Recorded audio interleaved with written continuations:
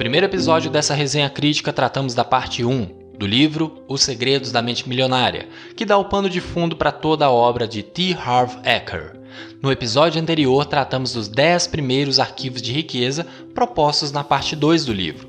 E nesse episódio, fechamos a nossa conversa com os 7 últimos arquivos de riqueza, tendo um panorama geral com pitadas de reflexão além daquilo que o livro apresenta, para enriquecer ainda mais a sua mentalidade financeira. Eu sou Felipe Souza, o expert em finanças e investimentos do Dicas Curtas, e todas as semanas apresento o Investidor Inteligente, o podcast que te traz informações relevantes, orientações e estratégias valiosas que podem te ajudar a usar bem o seu dinheiro, seja para solucionar problemas financeiros ou potencializar sua vida financeira, de modo que você possa construir seus resultados com foco em qualidade de vida, aproveitando bem o presente e sempre cuidando do futuro, transformando-se em um investidor ainda mais inteligente. Assine agora gratuitamente esse podcast, não perca nenhuma dica, fique por dentro com todas as informações e acompanhe todas as semanas o Investidor Inteligente do Dicas Curtas.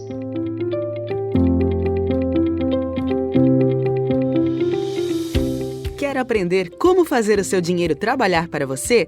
Então prepare-se para ficar por dentro das melhores dicas sobre finanças e investimentos. Com você, o Investidor Inteligente, mais um expert do Dicas Curtas.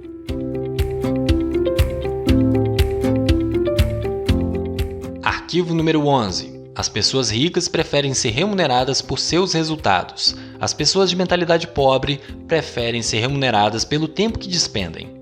Mais uma vez, o medo e a insegurança são as chaves para manter-se pobre, pois ao aceitar ser remunerado de forma fixa e mensal pelas horas trabalhadas, isso retira de você o foco de querer ganhar mais, de ser melhor, de gerar riqueza, e tudo isso enraizado em quais sentimentos? Medo e insegurança. Os ricos acreditam em si e assumem os riscos dos ganhos variáveis, sabendo que podem ganhar mais desse modo. Quem troca tempo por dinheiro está quebrando a regra número 1 da riqueza, que afirma que não devemos colocar um teto para nossos recebimentos, pois estes serão inevitavelmente impedidos de crescer, já que o tempo é limitado, limitando assim seus ganhos.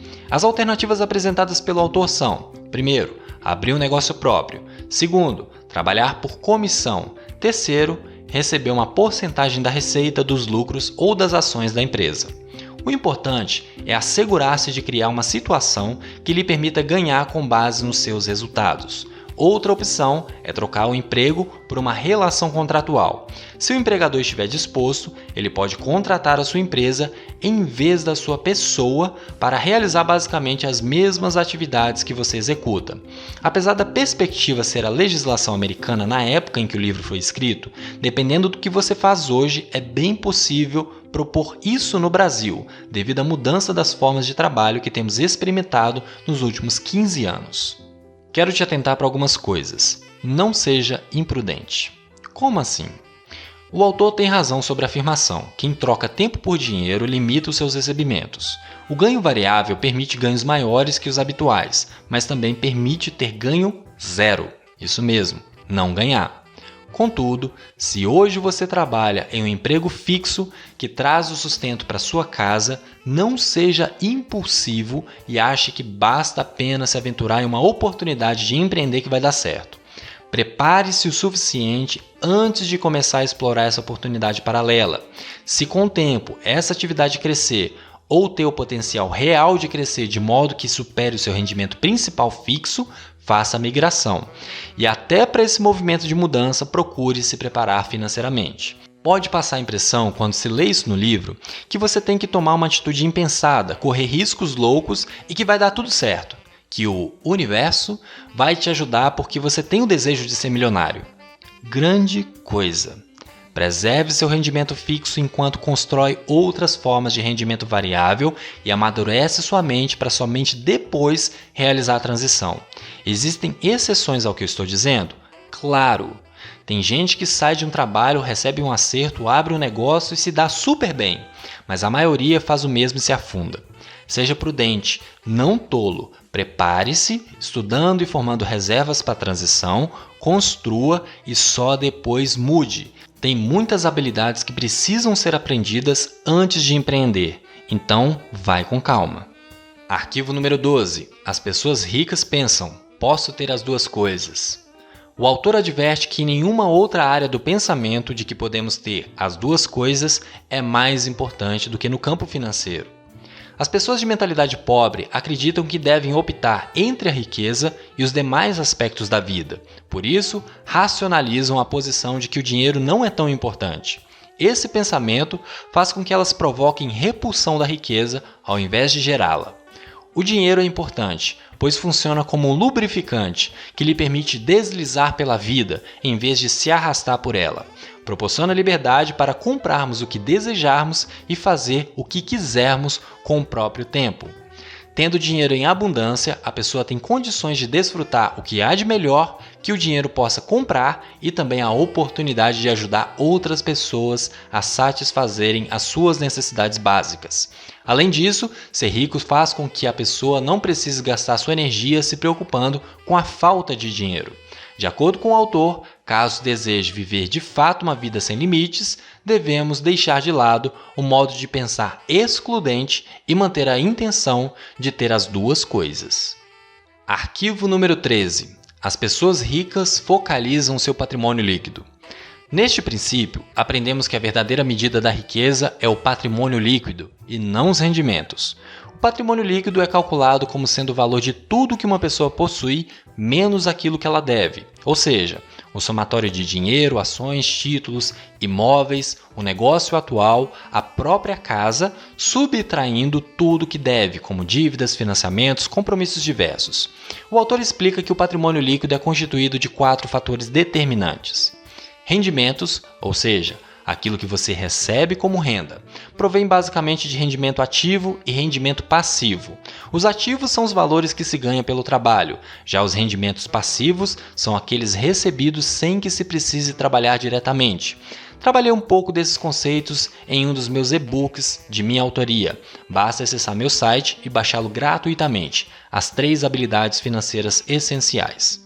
Poupança é o quanto dos rendimentos são guardados para se transformarem em investimentos. Investimentos é a maneira pela qual se aplica o dinheiro com o propósito de aumentar o patrimônio. Simplificação. Simplificar o padrão de vida e de consumo para potencializar a geração de riqueza dos itens anteriores. É viver um padrão de vida mais modesto, mais frugal. O autor aconselha um monitoramento contínuo do patrimônio líquido, uma vez que, ao se concentrar nele, esse patrimônio crescerá, já que aquilo em que a mente focaliza se expande. E alerta ainda que essa lei vale para todos os aspectos da vida. Tudo aquilo que você cuida, cresce.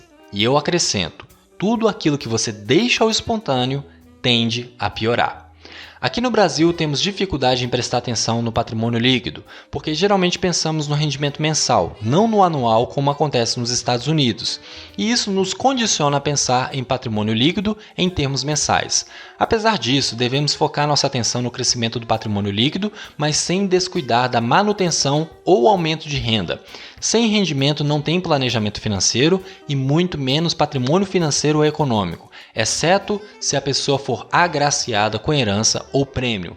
Então, cuide bem de aumentar e, se possível, diversificar suas fontes de receita para poder aumentar consistentemente seu patrimônio líquido. E, claro, invista bem o seu dinheiro. Ativos diversificados com diferentes perfis de risco de acordo com seu perfil de investimento atual e com diferentes perfis de liquidez e prazo. Assim, sua carteira fica distribuída de modo a diminuir o risco sistêmico. Arquivo número 14. As pessoas ricas administram bem o seu dinheiro. O autor nos ensina que antes de gerir uma grande fortuna, é preciso adquirir o hábito e a capacidade de administrar pouco dinheiro. O ser humano é uma criatura de hábitos. É possível mudar, mas nosso cérebro sempre vai procurar o caminho já definido e que gasta menos energia, mesmo que ele não seja tão positivo para você. O ponto é que hábitos podem mudar. Exige esforço consistente por algum tempo, alguns meses, mas é possível. Portanto, o hábito de administrar o dinheiro é mais importante do que a quantidade de dinheiro que você tem. Não importa se você tem uma fortuna ou praticamente nada. Hábito é aprendizagem real, inconsciente, automática. Então, se você se esforça para aprender certo, logo fica inconsciente e você faz automático, com pouquíssimo gasto energético. Harvey ensina que para administrar o dinheiro corretamente é necessário aplicar a seguinte divisão em 6 contas. 10% para a conta da liberdade financeira. Esse dinheiro não deverá ser gasto em hipótese nenhuma.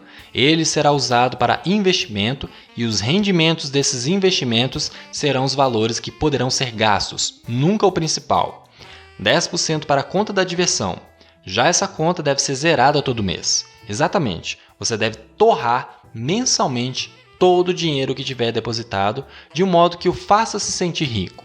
É um dinheiro que tem um caráter fortemente emocional, reforçando seus novos hábitos e recompensando seus esforços. 10% para a conta de poupança para despesas de longo prazo.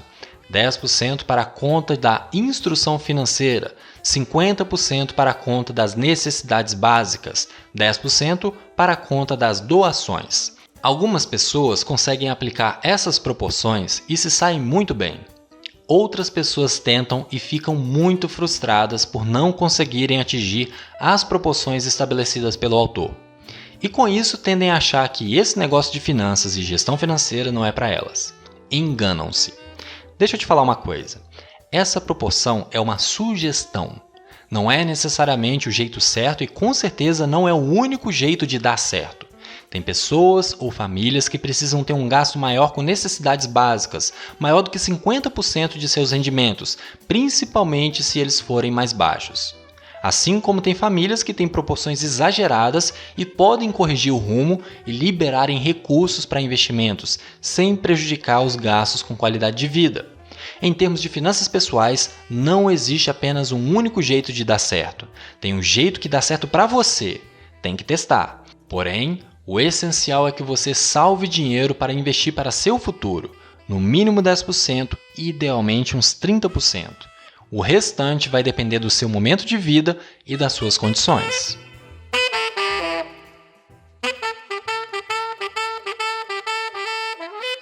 Arquivo número 15.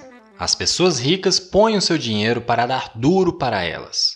O autor afirma nesse tópico que de fato é necessário trabalhar muito para ganhar dinheiro. Contudo, para as pessoas ricas essa é uma situação temporária. No caso de quem tem uma mentalidade pobre, é permanente. Os ricos entendem que é necessário suar a camisa somente até que o dinheiro comece a trabalhar duro o bastante para ocupar o seu lugar. Eles acreditam no seguinte: quanto mais o seu dinheiro trabalha, menos eles terão que trabalhar. Em outras palavras, a meta é tornar-se financeiramente livre tão rápido quanto possível. A definição de liberdade financeira é simples, é a capacidade de viver o estilo de vida que você deseja sem precisar trabalhar nem depender do dinheiro de alguém. O rendimento sem trabalho é chamado de rendimento passivo. Para vencer no jogo do dinheiro, o objetivo é ter um rendimento passivo que dê para pagar pelo estilo de vida desejado. Em suma, você se torna financeiramente livre quando seu rendimento passivo excede as suas despesas. Os rendimentos passivos podem ser investimentos quando o dinheiro trabalha para você ou podem ser os negócios que trabalham para você. Esses últimos são os rendimentos contínuos de negócios cuja operação não depende do seu envolvimento pessoal, tais como aluguel de imóveis, royalties de livros, músicas e programas de computador, licenciamento de ideias, franqueamentos de marcas, propriedades de depósitos e marketing de rede ou multinível, para citar alguns. Isso também inclui montar qualquer negócio que esteja sistematizado para operar sem a sua presença. O segredo para alcançar os rendimentos passivos é instruir-se. Aprenda sobre o mundo dos investimentos. É isso que você faz também no podcast do Investidor Inteligente e outros materiais que você consome, como livros de referência, como eu indiquei no grupo do Investidor Inteligente no Facebook. Familiarize-se com os vários tipos de investimento e instrumentos financeiros como tesouro, produtos bancários, imóveis, ações, os mais diferentes fundos, letras de câmbio, moeda estrangeira, tudo que esteja ao seu alcance. Escolha uma área para se especializar. Comece a investir nesse campo. Faça isso por algum tempo e depois diversifique. Em resumo, as pessoas que pensam pequeno dão duro, gastam todo o seu dinheiro e precisam trabalhar muito para sempre. Quem é rico, trabalha duro, poupa e investe o dinheiro para nunca mais ter que trabalhar, se quiser. Arquivo número 16. As pessoas ricas agem apesar do medo. O medo, a dúvida e a preocupação são alguns dos maiores obstáculos não apenas ao sucesso, como também à felicidade. Por esse motivo, uma das maiores diferenças entre as pessoas ricas e as de mentalidade pobre é que as pessoas de mentalidade rica estão sempre dispostos a agir apesar do medo, enquanto as pessoas de mentalidade pobre deixam-se paralisar por ele, pois buscam o conforto. A ação é a peça-chave para o sucesso, uma vez que ela faz a ponte entre o mundo interior, pensamento e intenção, com o mundo exterior, os resultados. Sendo assim, é imperativo superar o medo. O conforto tem o poder de matar muitas ideias, oportunidades, ações e crescimento do que qualquer outra coisa nesse mundo. O medo é uma emoção que geralmente pede preparação. Se a pessoa está preparada, ela pode até sentir alguma ansiedade, algum desconforto, mas será bem menor se ela estiver completamente despreparada. A dúvida geralmente significa falta de clareza ou falta de foco. Basta conhecer mais sobre o assunto, conversar com algumas boas pessoas, avaliar o que colheu e definir se sim ou se não. E preocupação é se ocupar com aquilo que ainda não aconteceu e pode nem vir a acontecer. Uma pequena dose de cada uma sempre vai te acompanhar. O ponto é que para agir com uma pessoa de mentalidade rica, nada disso deve te congelar, te paralisar. Se isso acontecer, seu sonho morre. Arquivo número 17. As pessoas ricas aprendem e se aprimoram o tempo todo. Por fim, o último arquivo de riqueza. Harvey ensina que ou se é rico ou se sabe tudo. As pessoas de mentalidade pobre estão sempre tentando provar que estão certas. As 3 palavrinhas mais perigosas para qualquer pessoa, independente da classe social ou grau de estudo, são: eu já sei. Isso bloqueia sua mente de aprender um pouco mais, seja vendo a mesma coisa sob um ponto de vista diferente ou mesmo revendo a mesma coisa para reforçar o aprendizado. As pessoas que têm mentalidade pobre usam a máscara de quem já sabe tudo e justificam seu fracasso financeiro como sendo um golpe de má sorte ou um probleminha passageiro. Não admitem seus erros e não aprendem com eles. Assim, desperdiçam a dádiva de aprender continuamente e evoluir, ao invés de serem deixados para trás. A ideia, no final das contas, é você se aprimorar para se transformar em alguém bem-sucedido. O seu mundo exterior é apenas um reflexo do seu mundo interior. Dentro de você existem raízes que crescem, saem de você e geram os frutos que são seus resultados. Apesar do livro ter a ideia de sucesso financeiro, por falar de dinheiro, sucesso nada tem a ver com quanto você tem. Sucesso tem mais a ver com quem você é ou se torna. Os resultados financeiros podem vir a partir da expressão de quem você é, se você quiser e se estiver alinhado a isso. Além do mais, o autor sugere que o leitor dedique muita atenção e energia a aprender continuamente e, ao mesmo tempo, a escolher com muito cuidado a pessoa ou fontes ou pessoas que lhe fornecerá conhecimentos e conselhos. O que fazer com toda essa informação? Primeiro eu te recomendo ler o livro. Quem já leu deve ter percebido que eu não falei sobre as declarações propostas pelo autor ao longo de cada arquivo de riqueza e nem detalhei as atividades sugeridas para construir as experiências relacionadas às ideias propostas em cada capítulo. Sinceramente, se você não experimenta aquilo que você está declarando, nem que seja na sua mente, se você não cria uma representação interna poderosa, ou seja, uma combinação ideal de imagem, som e sensação, em relação àquilo que você está falando, você só estará repetindo palavras como um papagaio, memorizando os ensinamentos, mas não enviando a ordem direto para onde interessa, seu inconsciente. O objetivo do livro é a reprogramação do seu modelo de riqueza, começando por identificar e substituir os pensamentos negativos de forma consciente por outros que o fortaleçam. O livro é uma boa obra que tem um título excepcional, um conteúdo básico para despertar para as questões relacionadas à mentalidade financeira, mas não pare apenas nele. tem muito trabalho particular que você precisa fazer para desaprender crenças ruins de sua vida, para identificar exemplos negativos e distorcidos e entender que isso é aprendizado sobre como não fazer e lidar com questões emocionais muito profundas e delicadas que impactam seu modo de viver, também em relação à vida financeira. Além, é claro, de recondicionar isso tudo, de forma consciente até se tornar inconsciente. Faça por partes. O seu cérebro não suporta mudar muitos hábitos ao mesmo tempo. Mas vai por mim. Quem já leu o livro quase 50 vezes e entende profundamente da parte de reprogramação da mente humana, tem muito trabalho a ser feito após a leitura e após a execução das práticas propostas no livro. Você tem que ir além. Para chegar onde o autor chegou, ou no lugar que qualquer pessoa que você admire pelo sucesso financeiro ou profissional chegou, com certeza eles ralaram bastante. Não dá para expressar isso em 200 de páginas. E com certeza, se você quiser construir algo similar, você também vai ter que trabalhar bastante. Esse é o mundo real. Você tem que trabalhar muito com a cabeça e ou com o corpo, gerar propostas, produtos, serviços ou ideias de valor, de preferência para muita gente, e vender. Só com dedicação, muito esforço e, como dizia uma diretora de uma empresa que trabalhei, só com sangue, suor e lágrimas para você chegar aonde você quer chegar. Tem que pagar o preço e ele é alto. Espero que essa resenha crítica sobre os segredos da mente milionária possa ter ajudado a abrir um pouco mais a sua mente.